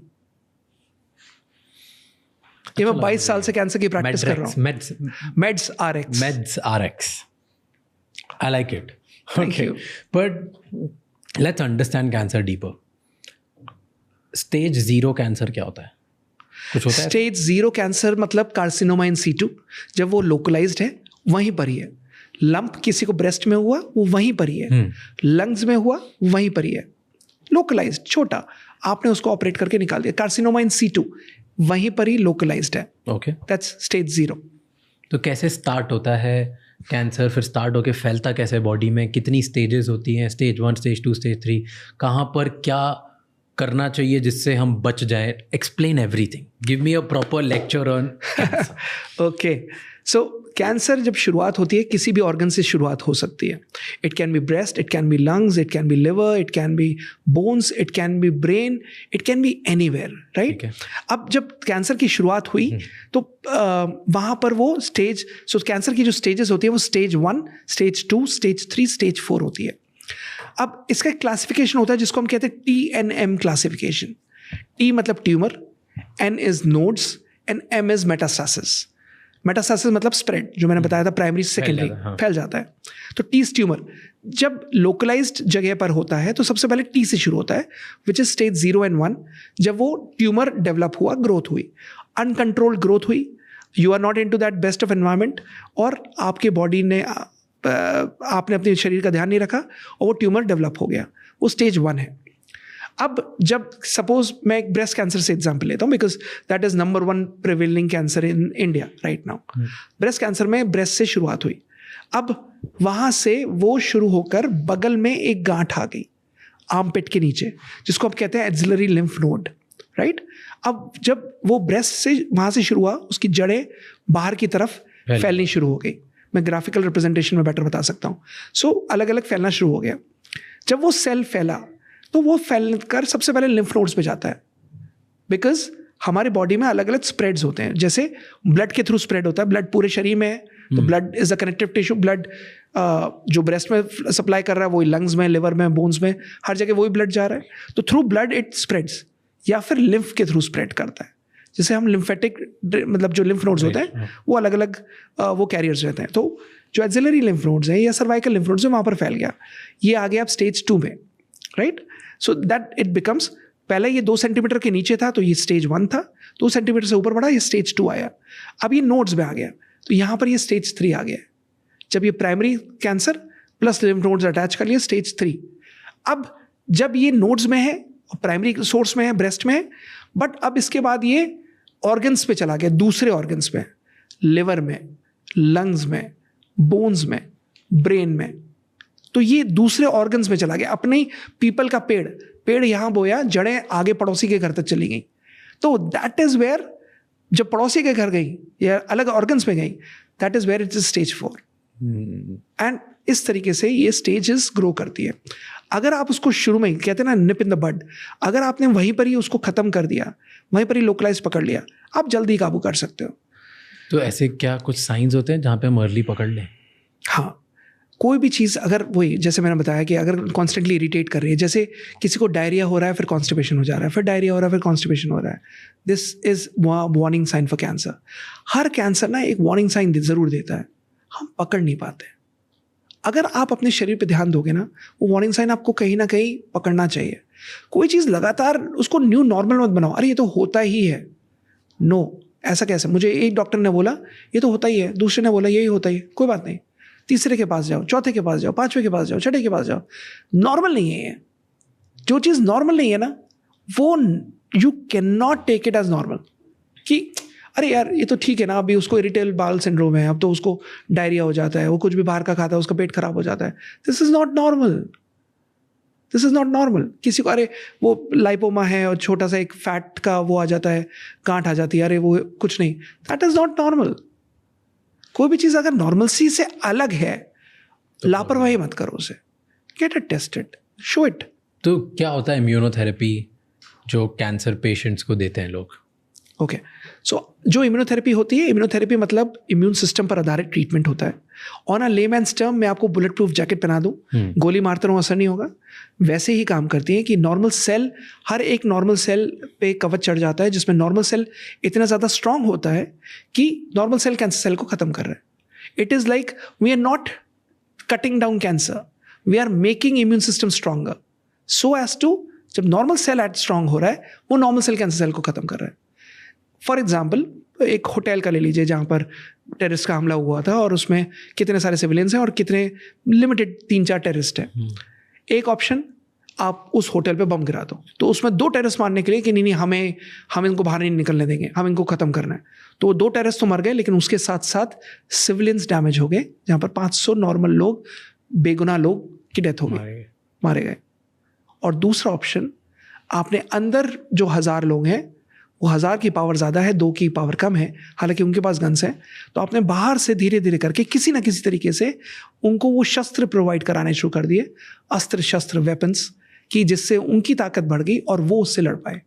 और उनको ये बताया गया, ये एजुकेट किया गया कि आपके अंदर भी वो ताकत है जिससे आप वो 2 लोगों को लड़ सकते हो, और वो बाहर से आपको वेपन्स प्रोवाइड करा दिए। किससे ज़्यादा डैमेज होगा, बाहर से बम गिराने वालों से या फिर उनको जो शस्त्र दिए आपने, बम गिराने वालों से, क्योंकि आपने पूरा मैक्सिमम डैमेज कर दिया। ये कीमो है, बम गिराना है कीमो, जिसमें आपने कैंसर सेल को मारने के लिए इतनी स्ट्रॉन्ग केमिकल्स दिए जिससे वो कैंसर सेल मर जाए, बट उसके साथ साथ नॉर्मल सेल मर गए। इम्यूनोथेरेपी वो है जहाँ पर आपने नॉर्मल सेल को इतना ज़्यादा ताकतवर किया कि नॉर्मल सेल कैंसर सेल को ख़त्म कर रहे हैं, which is more healing, which is more pure, which is more I would से जेंटल ऑन पेशेंट। कैंसर का ट्रीटमेंट हमेशा बिना साइड इफेक्ट्स के भी हो सकता है, बट लोगों के पास वो एजुकेशन नहीं है। लोग समझते हैं कैंसर मतलब कीमो, कैंसर मतलब रेडिएशन, कैंसर मतलब सर्जरी, कैंसर में तो बाल उड़ेंगे ही उड़ेंगे, कैंसर में तो आईब्रोज जाएंगे ही जाएंगे, कैंसर में आदमी कमज़ोर होगा ही होगा, कैंसर में काउंट्स कम होंगे ही होंगे, कैंसर में हीमोग्लोबिन नीचे जाएगा ही जाएगा, कैंसर का आदमी व्हील चेयर से बाहर जाएगा, व्हील चेयर से बाहर आएगा, और कैंसर में पेन बहुत होगा, कैंसर में पेन बहुत होगा, टॉर्चर होगा। ये सब नहीं होता इम्यूनोथेरेपी में, ये सब नहीं होता। इम्यूनोथेरेपी में हमारा मरीज चल के जाता है, कीमो कराता है और चल के वापस आता है। डॉक्टर्स लिखते हैं वेल टॉलरेटेड कीमोथेरेपी, वो पूछते हैं यार तुम कुछ तो ले रहे होगे, ऐसा कैसे कि तुम्हें कोई साइड इफेक्ट नहीं आया? तो डॉक्टर साहब आप ही की दवाई ले रहा हूँ। अब इस माध्यम से शायद वो डॉक्टर्स पहचान जाएंगे, अच्छा डॉक्टर कृष्णा की दवाई ना ले रहे हो, but otherwise they don't tell. And जब वो बताते भी अच्छा ठीक है, I don't have faith, but ठीक है, whatever you are taking, I think he is doing some magic. There is no magic, it's pure science. Whatever it is, ये इम्यून सिस्टम पे काम कर रहा है, इम्यून सिस्टम पे ये रिकवर कर रहा है। एंड जब आप कीमो करा भी रहे हो, there are no side effects. कोई नोजिया नहीं होता, कोई वॉमिटिंग नहीं होती, कोई काउंट्स नीचे नहीं होते, कोई बाल नहीं झड़ते, कोई पेन नहीं होता। इनफैक्ट कैंसर में जो लोग 20-20 mg के मॉर्फिन की टैबलेट्स ले रहे हैं, ड्यूरेज जैसे का पैच लगा रहे हैं जो 72 घंटे चल रहा है, देवर पेशेंट्स जहाँ पर 120 mg दिन भर में 6 मॉर्फिन की गोली ले रहे थे क्योंकि वो इतना पेन में था। ट्रीटमेंट के बाद, हमारे ट्रीटमेंट के बाद उसकी मॉर्फिन 6 की 5, 5 की 4, 4 की 3, 3 की 2 बंद होगी morphine. This is what medical science is, this is what immunotherapy works. आपके शरीर में खुद लड़ने की क्षमता है, आपको पता होना चाहिए कि कैसे उसको काम कराना है। बट फिर जब ये इतना बेटर और अल्टरनेटिव वे है, ये इतनी ईजिली अवेलेबल क्यों नहीं हर जगह? क्योंकि कोई फार्मा कंपनी इसको पिक नहीं करना चाहती। क्यों? क्योंकि फार्मा कंपनीज कीमो पे चलती है, फार्मा कंपनीज जितनी केमिकल बेस पे चलती है, फार्मा कंपनीज कभी भी किसी ऑल्टरनेटिव ट्रीटमेंट को हमेशा डिसरिगार्ड कर देती है। We never say that we cure cancer, we always say कि अच्छा ठीक है, we do healing, we can heal with you, आप कीमो कराओ, that's fine. Your M and my M would always remain common. मुझे मरीज ठीक चाहिए, चाहे किसी से हो, आप क्रेडिट कीमो को देते रहो, ट्रीटमेंट कीमो से कराते रहो, हीलिंग कैंसर हीलर सेंटर से चल सकती है। So at least your body is prepared to tolerate chemo, your body is prepared to tolerate radiation, your body is prepared to get the surgery done, and these medicines have no side effects. आज तक कितने patients होंगे जो आपने cure करे? सैकड़ों। There have been many across stages. Across the ages, yes. Across stages. Across stages. So pitiful condition is that हमारे पास majorly stage 4 के बहुत आते हैं, क्योंकि वो सब कुछ जब टूट चुके होते हैं ना तब हमारे पास आते हैं। हमारे पास अगर अर्ली स्टेजेस आने शुरू हो जाए ना तो वो हमारे लिए सबसे बड़ी जीत होगी। बट प्रॉब्लम ये होती है कि वो केवल, अब ऐसा होता है, बट शुरू में ऐसा होता था कि केवल स्टेज 4 आते थे, अब ऐसा होता है कि जिनको डायग्नोज होता है ना वो सीधे हमारे पास आ जाता है। Thankfully to our YouTube channel, thankfully to our, so YouTube is our educational channel, जहाँ पर हम लोग एजुकेट करते हैं थ्रू आवर यूट्यूब चैनल कि कैंसर मतलब डेथ नहीं है, और उसके थ्रू हम एजुकेट करते हैं। तो आज टचवुड हमें किसी को कैंसर डायग्नोज होता है तो वो हमें सीधे कैंसर हीलर सेंटर के पास आता है।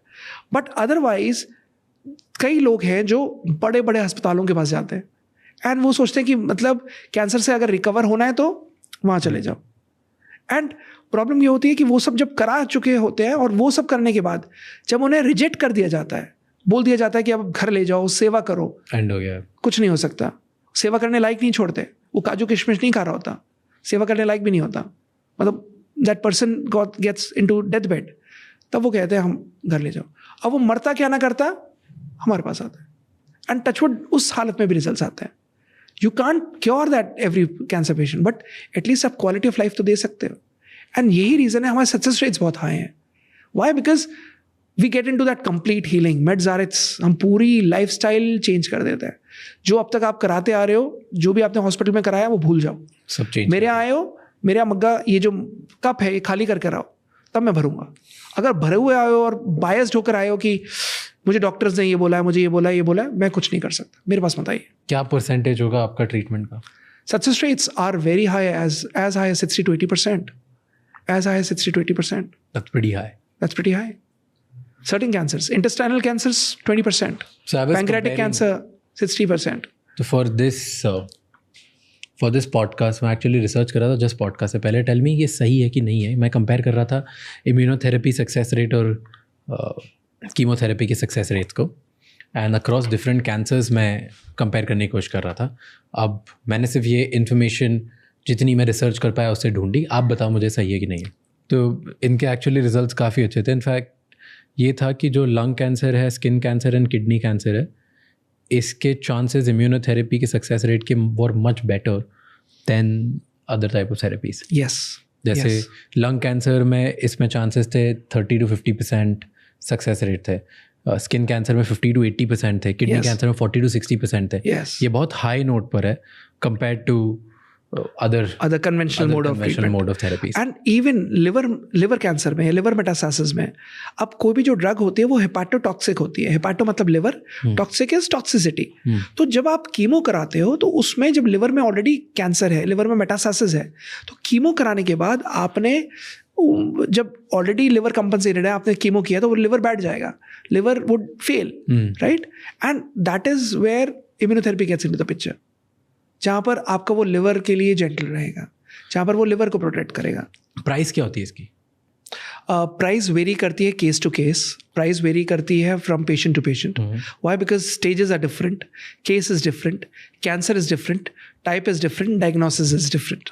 बट कुछ एक मोटा मोटा ब्रैकेट होता होगा कुछ? हाँ, so these are monthly medicines. So monthly medicines, one bracket would be, I would say, around 40 to 45,000 a month, which is way less than any chemotherapy or radiation or surgery. Second would be, I would say, around ₹1,00,000 a month. And then aggressive cancers would be probably around 2.5 to 3 lakh rupees a month. So it varies. Okay. It depends from what diagnosis is this and depends upon what stage it is. और ये insurance company cover करती है? Sad but true, नहीं करती. Why? Because again, insurance companies are all backed by कि either it has to be chemotherapy, surgery or radiation. Other than that, any other therapy they don't cover. They are into that zone जहाँ पर उन्होंने blinders लगाए हुए हैं कि यही सही है, उसके अलावा बाकी सब गलत है। तो फिर कैसे लोग अफोर्ड करेंगे? They do it from their own pockets. I've been requesting it so many times where I request to the government of India, and through this medium also I want to request कि alternative medicines should also be allowed to cover under insurances, ताकि at least जो लोग afford नहीं कर सकते वो at least insurance के through ले लें। But अभी तक नहीं हुआ है। पर अगर इसमें alternative medicine में इतने results हैं तो इंश्योरेंस कंपनी क्यों नहीं इसको एक्सेप्ट करती है अभी? I think there is no big multinational company or no big MNCs who have actually come up and taken this case towards, getting those insurance companies done. So I would say there are 10% of cases still जो शायद corporate insurance में अपना पास करा लेते हैं और उनको हो जाता है, उनका अप्रूव हो जाता है and they get that. So these medicines have even been paid by Prime Minister Relief Fund. These medicines have even been paid by CM Relief Fund. But insurance companies ने अभी तक नहीं किया. That's a sad part. That's a sad part. क्योंकि ये बहुत expensive है यार। एक अगर 50,000 रुपये महीने से लेके 2 लाख रुपये महीने की अगर कॉस्ट होगी एंड 6 to 8 months अगर किसी को प्रॉपरली चलाना है उसके बाद बंद कर दोगे तो it's a lot of cost. It's a lot of cost and this could have been reimbursed by the insurance, but वो नहीं करती। That's a pity situation. That's a pity situation. और ये अगर इंश्योरेंस कंपनीज इसको करना शुरू कर दे, इसको रिम्बर्स करना शुरू कर दे, I think it would save a lot of money, it would save a lot of burden on patients where जो वो अपनी जेब से, अपने हार्ड एंड मनी से वो पे कर रहे हैं and they are finding improvement. That's the reason they continue. So बड़ा इंटरेस्टिंग डेटा है जहाँ पर any patient who starts the treatment at our centres, वो लोग पहले महीने, दूसरे महीने, तीसरे महीने, चौथे महीने, पाँचवें महीने, they don't leave the treatment, they don't drop the treatment. हमारा ड्रॉप रेट 0 है। कैन यू इमेजिन राज? अगर उन्होंने हमारे स्टार्ट किया, खुदा ना खास्ता अगर उनकी लाइफ ही नहीं बची, मतलब अगर टर्मिनल स्टेट पे आए हैं जहाँ पर दे आर सेइंग कि डॉक्टर साहब एटलीस्ट शायद 1 दिन की लाइफ बताइए, 24 घंटे का मेहमान बताया and that patient survive for 1 month, that's a different case. But अगर किसी ने हमारा ट्रीटमेंट स्टार्ट किया है तो वो ड्रॉप नहीं होता ट्रीटमेंट में, they continue with the treatment. And this is the only center, I say it with pride, this is the only center जहाँ पर we have a concept of a follow-up form and every follow-up gets recorded. और जहाँ पर first point ये है, did you notice, क्या आपने इलाज शुरू करने के बाद कुछ इंप्रूवमेंट नोटिस किया है, हाँ या ना? और अगर 3 बार नो पे टिक हो गया, हम मना कर देते हैं कि अब आगे हम नहीं दवाई देंगे, आगे ट्रीटमेंट लेने का फ़ायदा नहीं। And till date that percentage is 0। तो जब ये ट्रीटमेंट लेते हैं फर्स्ट महीने में क्या फील होता है उन्हें, जिसकी वजह से कंटिन्यू करते जाते हैं? अगर कोई कैंसर पेशेंट है, मैं हमेशा उनको एक ही बात बोलता हूँ, चाहे आप कीमो करा रहे हो, रेडिएशन करा रहे हो या फिर हमारा इम्यूनोथेरेपी ले रहे हो, so you have to evaluate in a scale of 1 to 10। एक इमेजिनरी हेल्थ स्केल समझ लो और अपने आप को एक इस हेल्थ स्केल में डाल दो कि अगर 10 बहुत ही परफेक्ट लाइफ है और 1 वर्स्ट है, डेथ बेड है, गॉड फॉरवर्ड, खुदा ना खास्ता वो डेथ बेड है, सो आप उस हेल्थ स्केल में कहाँ पर हो? अगर सपोज आप बहुत ही अच्छी कंडीशन हो जहाँ पे अभी डायग्नोज हुआ, you are on a scale of 8 और आपने ट्रीटमेंट स्टार्ट किया, कीमो कराने के बाद आप 8 से 10 पे जाने चाहिए, आप 8 से 5 पे नहीं आने चाहिए स्केल पे। इम्यूनोथेरेपी कराने के बाद आप 8 से 10 पे जाने चाहिए, आप 5 पे नहीं आने चाहिए, जो कि नहीं आते हैं। आप 8 से इंप्रूव ही करोगे। I will take you to the scale of 10, our treatment would take you to the scale of 10 by the grace of God. But then you have to evaluate like this. Even if you are getting chemo done और chemo के साथ साथ immunotherapy ले रहे हो हमारी, so we'll ensure that at least अगर आप 5 पे हो on a scale of 1 to 10, आप 5 पे हो, मॉर्फिन चल रही है, क्वालिटी ऑफ लाइफ खराब है, भूख खत्म है, एंड आप 5 पे हो और आप 5 से 4 पे नहीं जाने चाहिए, you should not be bedridden, you should not be admitted to hospital, आप 5 से 6, 7, 8, 9, 10 and gate into that complete mode. नहीं आया कोई बात नहीं, क्योर नहीं हुए कोई बात नहीं, क्वालिटी ऑफ लाइफ तो रहेगी, लंबा तो जियोगे, लॉन्जिविटी तो आएगी. That is important in cancer. And अगर कैंसर एक बार चले जाता है तो फिर वापस आ जाता है? यस, डिपेंड्स अपॉन कि किससे ट्रीट हुआ है. अगर आपने उसको जड़ से ट्रीट नहीं किया, कैंसर हमेशा वापस आता है. अगर ब्रेन ट्यूमर का एक एग्जांपल है, ब्रेन ट्यूमर्स में जब आप इसको सर्जरी कराते हो, सर्जरी करने के बाद आपने उसको ऑपरेट कर दिया, ऑपरेट करने के बाद आपने उसकी रूट्स छोड़ दी, it tends to grow back again. It tends to, वो बार बार देखा ये गया है कि आपने एक सर्जरी कराई, फिर उनको दूसरी सर्जरी कराने की जरूरत पड़ी, फिर तीसरी. वाई? बिकॉज आपने उसकी जड़ें खत्म नहीं करी. And you have to heal the disease from its roots. आपको सो जड़ से खत्म करना ही है, तभी आप उसको रिकवर. खत्म हो गई तो उसके बाद आ सकती है? नहीं, तब नहीं आती. By the grace of God. So what is cure? Cure is a complete and permanent restoration of health. Complete मतलब पूरी तरीके से ठीक हो गया. Permanent मतलब दोबारा लौट कर नहीं आया, हमेशा के लिए हुआ. हो जाता है क्योर कैंसर? Yes, क्यों नहीं होता? मैं हमेशा कहता हूँ कैंसर अगर ठीक करना है तो 3 चीज़ें हैं: strong will power, determination to fight and correct treatment. अगर आपकी विल पावर बहुत स्ट्रांग है और अगर जीतने का जज्बा है और इलाज सही है, ऐसा हो नहीं सकता आप कैंसर से ना जीतो. आप हार ही नहीं सकते. You would always come out of cancer, but you need to have this will power नहीं छोड़नी, जीतने का जज्बा नहीं छोड़ना, इलाज सही होना चाहिए. You will come out of it. Do you think world में बेस्ट कैंसर का ट्रीटमेंट इंडिया में हो सकता है कि दुनिया में कोई और इंस्टीट्यूट है जो करता है? जो भी इलाज इंडिया के बाहर अगर बहुत अच्छा ट्रीटमेंट करता है, वो सेम इलाज इंडिया में भी हो सकता है. इंडिया के हॉस्पिटल्स इतने इक्विप्ड हैं, इंडिया के हॉस्पिटल्स इतने अच्छे हैं कि वो सेम ट्रीटमेंट कर सकते हैं. Really? अगर डॉक्टर जॉन हॉपकिंस, मैरीलैंड, सब Cleveland, John Hopkins, Cleveland, Maryland, Sloan Kettering, everything. The only thing is nursing care there and nursing care here is different. The ethics, integrity and the quality of care out there is much different than quality care in India. यहाँ पर commercial opinion ज़्यादा है, यहाँ पर commercial oriented prescription ज़्यादा है, वहाँ पर वो नहीं है. बट जो कीमो वहाँ होती है वही कीमो यहाँ होती है. अगर वही इलाज एम्स में आप जाइए, एम्स में there is no kickbacks, there are no chemo जो आप वहाँ नहीं करा सकते. बहुत अच्छा इलाज है, बट भीड़ इतनी ज़्यादा, लोग इतने ज़्यादा कि हाँ, लोग डरते हैं वहाँ एम्स में जाने में. बट अदरवाइज वहाँ के जो डॉक्टर्स जो दूसरे हॉस्पिटल में जाते हैं, there have been so many oncologist जो पूरे इंटेग्रिटी के साथ, शिद्दत के साथ इलाज करते हैं. उनके केसेस देखे गए हैं. प्रॉब्लम यह है कैंसर में वो लोग डर से रिलेट करते हैं. आज कैंसर से बहुत ज़्यादा केसेस क्योर हो रहे हैं, बट लोग ये समझते हैं कि नहीं, कैंसर मतलब मरना ही है. वाई? बिकॉज फार्मा इंडस्ट्री चाहती है कि वो कैंसर के साथ डर रहना चाहिए, डेटा बना रहना चाहिए कि ये है. अदरवाइज अगर आप देखो तो स्टेज 4 कैंसर्स भी विद कीमो क्योर हो रहे हैं, विद रेडिएशन क्योर हो रहे हैं. द ओनली थिंग इज, आप न्यूज़ में देखते हो ना, न्यूज़ में केवल नेगेटिविटी बिकती है. अगर नहीं देखोगे तो the only thing that sells is fear. That's the only thing that sells and that's the problem. And with chemo, what is being sold is fear. कौन से ऐसे हर्ब्स हैं, टॉप 3 हर्ब्स जिससे हीलिंग होती है बेटर? Simple terms में I would say Ossibum sanctum, which is one herb, which is tulsi. Second herb which I would say is Tinospora cordifolia, which is giloy. Simple herbs बता रहा हूँ, but I'm not getting into those medicinal herbs. This is 2. Third one which I would say is echinacea. These are the 3 herbs which works on your immune system.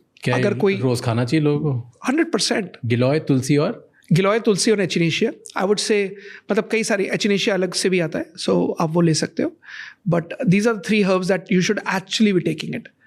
And around the world ashwagandha भी एक herb है जो आपको regular लेनी चाहिए. अगर आप मेरा बैग भी देखोगे तो उसमें भी आपको ashwagandha after a certain age नहीं लेते हैं, ऐसा नहीं होता कुछ?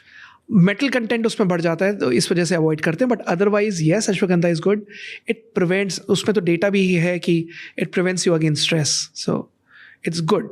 These are the herbs that you should be taking it. हमें इंडिया की जो ट्रेडिशनल मेडिसिन है और ये सारे हर्ब्स हैं, आयुर्वेदा है, मल्टीपल बहुत सारी फील्ड्स हैं, बहुत सारी जो हमारा ट्रेडिशनली इंडिया सेंट्रिक साइंस है, let's just put it this way, okay, जो हमारे एंशिएंट विजडम से आया है, वो आज भी ग्लोबली एक्सेप्टेड नहीं है या नेशनली भी एक्सेप्टेड नहीं है विद साइंस. whereas अगर आप चाइना को देखो तो चाइना ने चाइनीज़ ट्रेडिशनल मेडिसिन को बहुत अच्छे से इंटीग्रेट कर दिया उनकी मॉडर्न साइंस के अकॉर्डिंग वेस्टर्न मेडिसिन के साथ.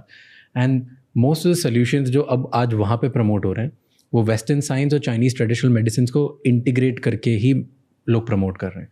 इंडिया में ऐसा इंटीग्रेशन नहीं हुआ है. हमारा 2 एक्सट्रीम ओपिनियंस हैं, एक है वेस्टर्न साइंस और एक है हमारी जो traditional science, right.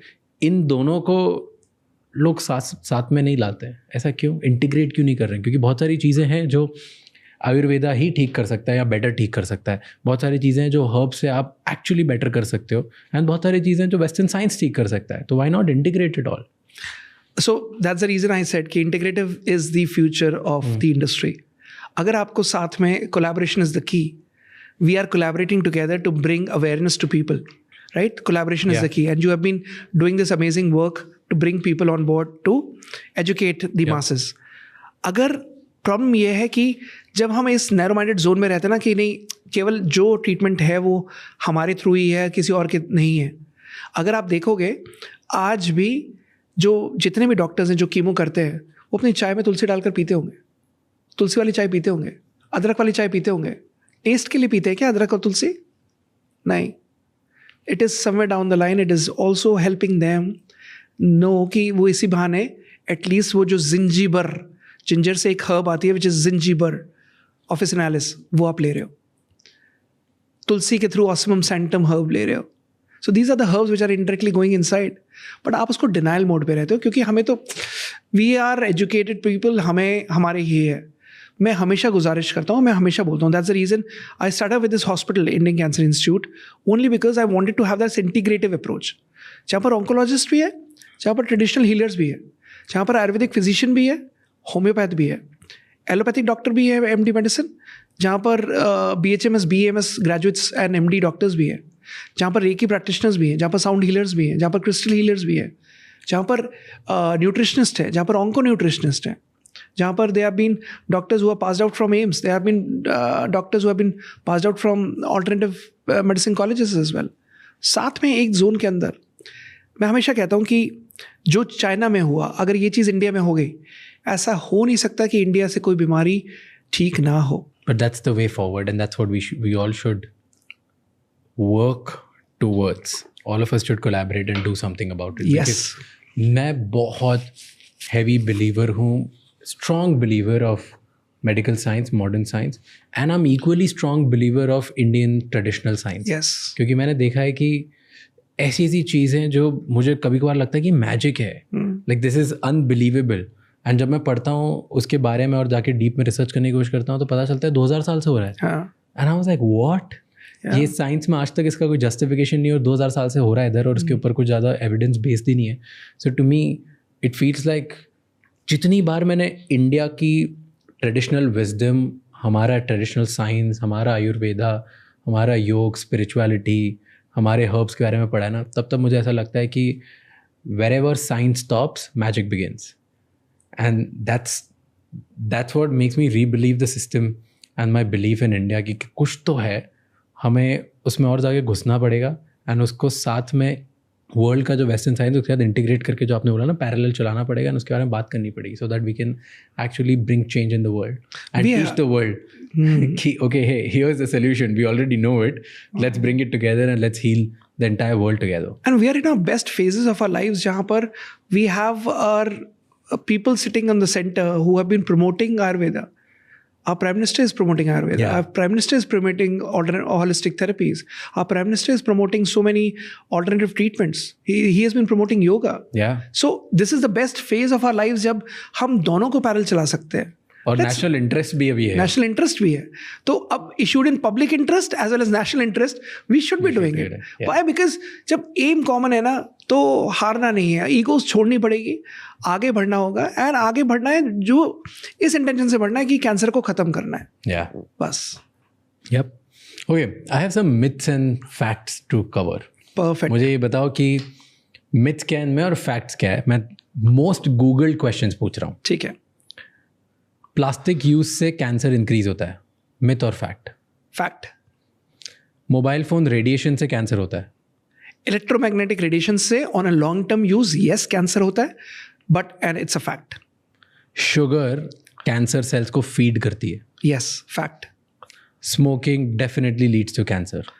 200% fact. Stress cancer का इंक्रीज रिस्क बढ़ा देता है. Yes. सॉरी, स्ट्रेस कैंसर की रिस्क इंक्रीज कर देता है.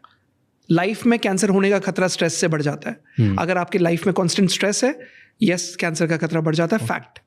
जो हेयर डाइज होते हैं कलर के लिए, उनसे भी कैंसर कॉज हो सकता है. अगर उस हेयर डाई में अमोनिया है तो हो सकता है ऑन अ लॉन्ग टर्म. सो ऐसा नहीं होता कि आपने 8 टाइम लगाया और कैंसर हो गया, but constant use through out for years, तब बिकॉज बहुत मिनिमम लेवल पे होता है ना. डिओड्रेंट अगर कंटिन्यूसली लगाओ तो उससे ब्रेस्ट कैंसर हो सकता है. No, myth. Okay. Then alcohol increases cancer risk. 100% fact. Poor hygiene can increase cancer risk. इसमें ओरल हाइजीन भी आ गया, बॉडी हाइजीन भी आ गया. 200% फैक्ट. फैक्ट. यस. ढंग से ब्रश नहीं करते तो कैंसर के चांसेस बढ़ जाते हैं. अगर चांसेस नहीं बढ़ जाते, अगर आप ढंग से ब्रश नहीं करते, आप oral hygiene in any sense is important. अगर आप किसी भी चीज़ को थ्राइव करा रहे हो जहाँ पर वो जो बैक्टीरिया ग्रोथ हो रही है और आप उसको हील नहीं कर रहे, it might lead to cancer. No. And here's the funny one, here's the most googled question cancer related आज की डेट पे एज ऑफ नाउ इज, क्या कैंसर किसिंग या कैजुअल कॉन्टैक्ट से स्प्रेड हो सकता है? मिथ. कैंसर छूने से नहीं फैलता, कैंसर एक थाली में खाने से नहीं फैलता, कैंसर किस करने से नहीं फैलता, कैंसर स्मूच करने से नहीं फैलता, कैंसर कभी भी सेक्स करने से नहीं फैलता. It doesn't spread like this. Cancer is only spread about if it is there with a contact. It is not there कि आप उनके साथ बैठे हो और आपको कैंसर हो जाएगा, आप उनके साथ खाना खाओगे तो कैंसर हो जाएगा. जिसको है उसी को रहेगा. रैदर कई लोग मुझसे आकर, मैंने इसलिए स्पेसिफिकली पूछा कि लोग आकर पूछते हैं कि डॉक्टर साहब ऐसा तो नहीं है कि मैं उनके साथ खाना खाऊंगा तो दादी के साथ कैंसर हो जाएगा. लोग एक this is a very interesting case. So this this lady, वो बहू थी और उसने अपनी सास के पास अपने बच्चे को खिलाना बंद करा दिया. वाई? बिकॉज द सास वॉज डायग्नोज विद कैंसर. कि अरे नहीं कैंसर ना हो जाए मेरे बच्चे को. You know why? Because awareness lacking है. And they are a well to do family, but वही awareness is lacking. So cancer कभी भी छूने से नहीं फैलता, कोई कॉन्टैक्ट से नहीं फैलता, किसी से नहीं फैलता. कुछ भी नहीं हो सकता. नहीं. It's a myth. किसी अगर ग्रैंड पेरेंट को कैंसर हो और वो अपने पोते को अपने हाथ से खाना वाना खिलाते हैं तो कुछ हो सकता है? कभी नहीं हो सकता, उससे कैंसर नहीं हो सकता. लोग रोक देते हैं. I've seen that and that's very sad. It's sad, it's dangerous. I would say it's the dirtiest of emotion that you can give to a cancer patient. Don't do that. क्या कर रहे हो आप? बिल्कुल मत रोकना. Rather वो दादी चाहती है कि वो पोते को खाना खिलाए और उसके पोते के प्यार से वो जो that love emotion में जो बॉडी के सेल ग्रो करते हैं ना, that thriving of that cell in that emotion of love is different. Healing 200% better होगी, आपका ट्रीटमेंट ज़्यादा अच्छा काम करेगा. उस पेशेंट को प्यार की ज़रूरत है अच्छे ट्रीटमेंट के साथ. Support system is that love that you need to give. Okay, here's the question of the day. The last question is, अगर आपके पास अपॉर्चुनिटी हो कि आप पूरे इंडिया में हर शहर में एक बिल बोर्ड लगाओ, ओके, देन उस बिल बोर्ड पे आप क्या बोलना चाहोगे? That's very interesting question. मैं उसमें ये लिखवाना चाहूँगा कि your body has the power to heal cancer. केवल आपको वो अनलॉक करना आना चाहिए. Your immune system can fight cancer. आपको वो चाबी ताला खोलने की आनी चाहिए. मेरी बॉडी खुद एक्चुअली फाइट कर लेगी कैंसर से. यस, खुद ही हील कर लेगी. खुद हील कर लेगी. वो मैंने बताया ना, बाहर से बस शस्त्र देने की ज़रूरत है. जब वो टेररिस्ट ने इन्फिल्ट्रेट किया, जब टेररिस्ट ने माइग्रेट किया, आपके उस पर अटैक किया, आप अंदर ही जब जो 1000 नॉर्मल लोग हैं उस कमरे के अंदर, उनको बस वो शस्त्र मुहैया कराने की ज़रूरत है. उनको बस वो सही आर्म्स एंड एम्यूनिशन की ज़रूरत है. अगर वो प्रोवाइड हो गया, your normal cells are good enough to fight with cancer cells. That's important. Perfect. Thank you so much, sir. Thank you so much for spending such a good time. Thank you. मुझे काफ़ी मज़ा आया आपसे बात करके ना मुझे काफ़ी मज़ा भी आया, and at the same time मुझे बहुत सारी चीज़ें नई सीखने को मिली. Thank you. तो I like that, and I like the way कि आपके जो ओपिनियंस है आप हो बोल्ड, हाँ ये ऐसा है, ये ऐसा ही रहेगा, एंड आप किसी चीज़ के अगेंस्ट नहीं हो जो गलत नहीं है. यू रिस्पेक्ट अदर प्रोफेशंस, आप रिस्पेक्ट करते हो other line of treatments, and at the same time जो गलत है वो गलत है, कि ये तो मैं मानूंगा ही नहीं. So I like Yes. that Thank you. stance that you're very clear. So thank you so much for Thank you. educating me and my audience. I hope कि आपका मिशन कंटिन्यू रहे Thank and you. आप बहुत लोगों तक पहुँचो. Thank you, Raj. so much for Thank you. doing And I must compliment you. You are doing an amazing work. Thank you for having me over. आपने आज मुझे यहाँ बुलाया through this medium. I got this chance to educate. मुझे सबको educate करने का मौका मिला है, वो अवेयरनेस क्रिएट करने का मौका मिला. So thank you so much and really grateful to you. Thank you so much. Grateful that you're here. How are you? I'm good. How are you? Good to see you, sir. Please. I saw your post. How was Kumbh? How was Kumbh? Pretty good. Nice it was. Kumbh is good. So this is once in a lifetime opportunity, तो ये तो करनी है. I mean, it all depends on what you believe. मैं excited हो गया था because मुझे experience करना था. I got to know the whole history of it, so I thought why not? Let's. Why not the hoodie today? ऐसे it's either black t-shirt or hoodie. मतलब जो basic दिखता रहता है वो बिल्कुल. Very nice. Thank you so much ये episode and तक देखने के लिए. अब आपको 3 चीज़ें करनी है. नंबर 1, इस चैनल को सब्सक्राइब कर लीजिए, क्योंकि जितना आप सब्सक्राइब करेंगे उतने ही बेहतर और वैल्यूएबल गेस्ट हम ला पाएंगे आपके लिए. नंबर 2, मुझे कमेंट्स में बताओ कि ऐसी कौन सी चीज़ें हैं जो हम रिपीट करें अगले पॉडकास्ट में, एंड ऐसी कौन सी चीज़ें हैं जो आपको सही नहीं लगी ताकि हम अगली बार उसे रिपीट ना करें, एंड ऐसे कौन कौन से गेस्ट हैं जो आप देखना चाहते हो हमारे पॉडकास्ट पे. एंड नंबर 3, इस एपिसोड को किसी एक इंसान के साथ ज़रूर शेयर करना, क्योंकि एक कॉन्वर्जेशन किसी की पूरी लाइफ चेंज कर सकती है एंड उन्हें कुछ ऐसा नया सिखा सकती है जिससे उनकी लाइफ में बहुत इम्प्रूवमेंट आएगा. I will see you next time. Until then keep figuring out.